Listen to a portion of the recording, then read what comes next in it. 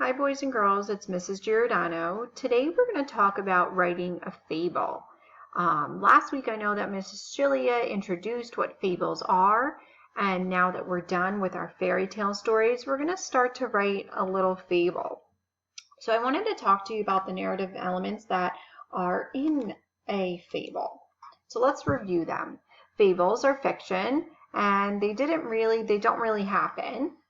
Fables have animals as characters. The animals in fables can talk and act like humans. The animals have character traits. They're usually positive or negative. Fables teach a lesson or a moral. And these are all things that you will find in a fable.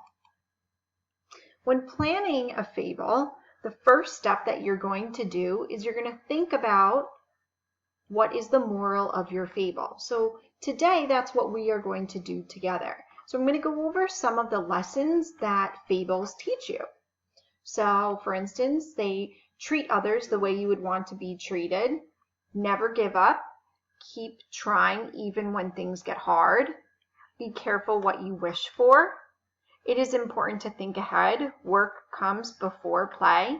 These are all different lessons that might happen in a fable. And today I want you to choose one of these for your own writing. So today you're going to see a grid like this on Seesaw.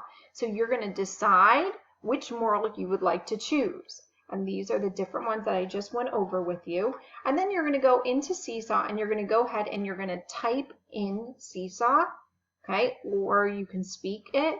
And you're going to choose which one you would like. Now remember, you have to be thinking about what your fable is going to be about. So choose one that you know that it will be easy when you write your fable.